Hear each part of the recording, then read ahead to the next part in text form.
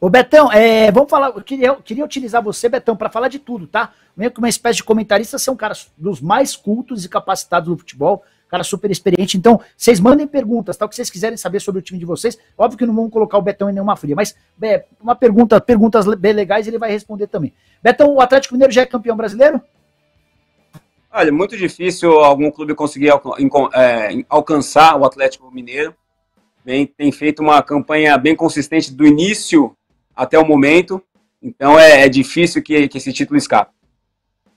Muita gente, especialmente torcedores do Flamengo, atribuindo responsabilidade de arbitragem pelo título do Galo, ou pelo próximo eventual título.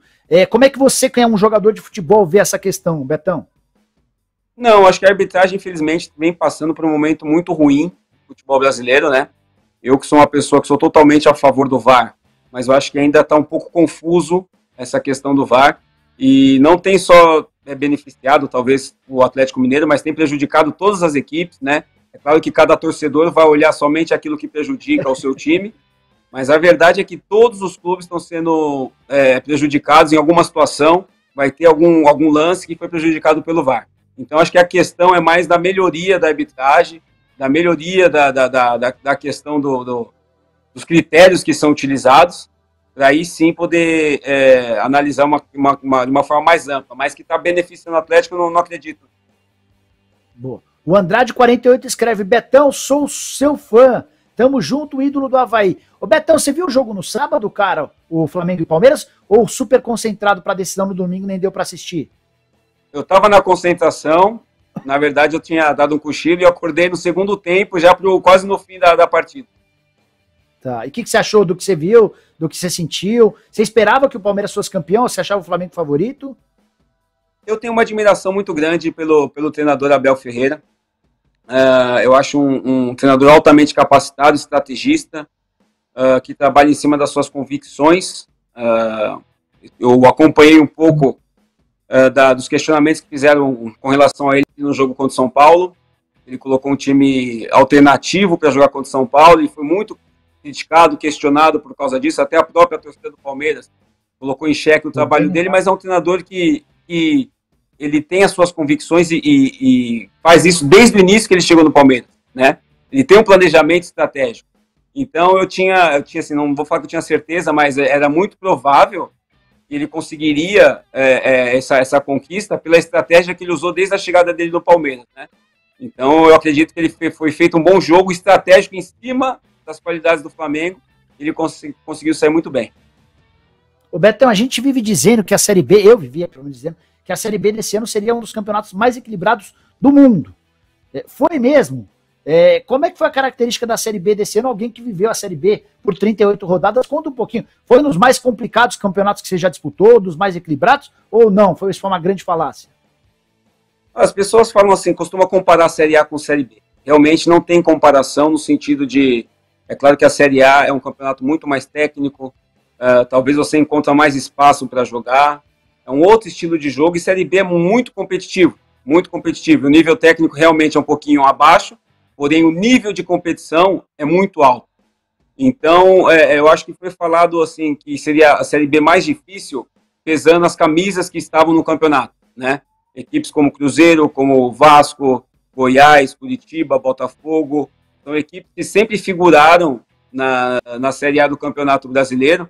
Então foi mais nesse critério, acho que falaram que seria mais difícil. Porém é aquela coisa, se você não jogar a Série B com espírito de Série B, é difícil você conquistar alguma coisa, né? Mas realmente foi tão disputado que acho que até a última rodada nós tínhamos ali acho que 6 equipes brigando por uma vaga. Realmente foi bem disputado.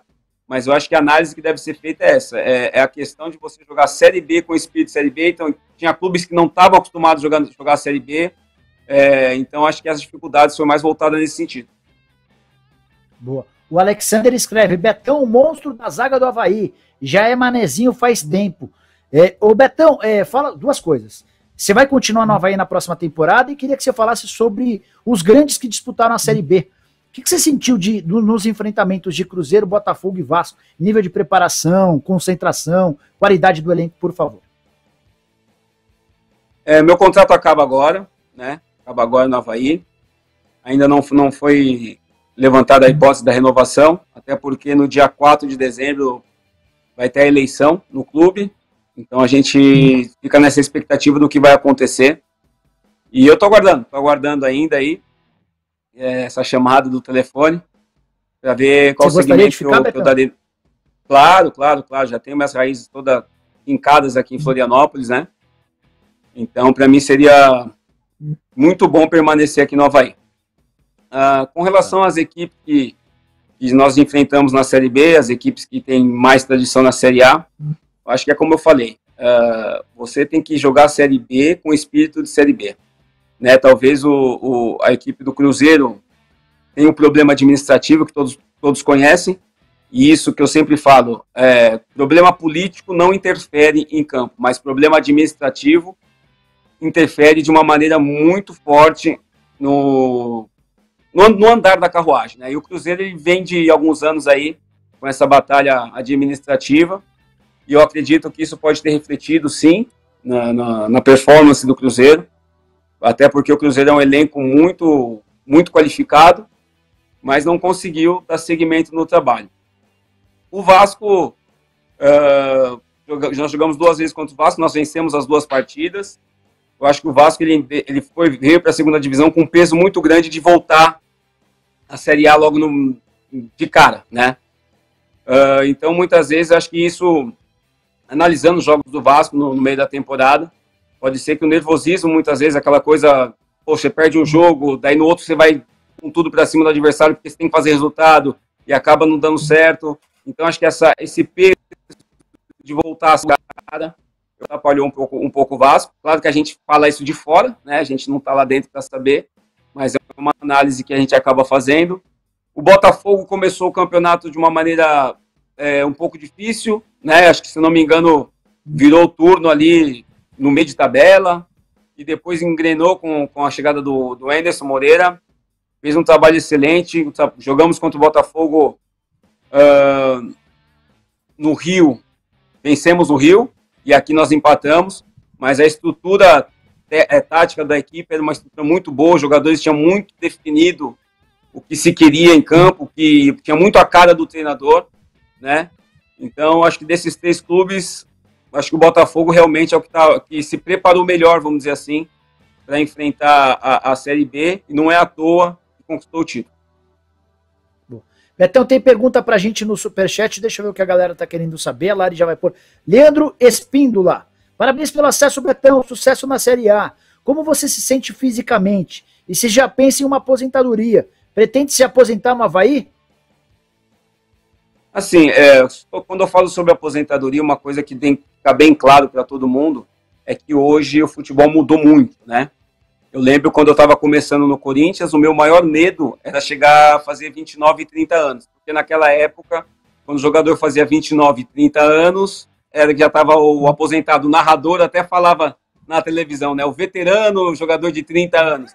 Mas hoje o futebol mudou, né? Hoje a gente tem uma ajuda aí da fisiologia, da nutrição, da preparação física, que nos dá um prolongamento na carreira um pouquinho maior. Hoje eu estou com 38 anos, né? Mas me sinto bem fisicamente, estou conseguindo acompanhar todo mundo. O que eu digo é o seguinte, enquanto os meus testes físicos estiverem bem, de acordo com o grupo, enquanto eu me sentir bem no jogo, enquanto eu não enquanto eu estiver correndo atrás dos mais novos, eu não pretendo parar. Mas é claro que a vida a gente não consegue ter o controle de tudo. Mas a minha intenção não é parar esse ano ainda, né? Tenho vontade de permanecer no Avaí, como eu falei para vocês. Já tenho raízes aqui, vou ficar por Floripa, mesmo depois do futebol. Minha esposa tem os negócios dela aqui. Então, se eu puder encerrar no Avaí, seria uma boa.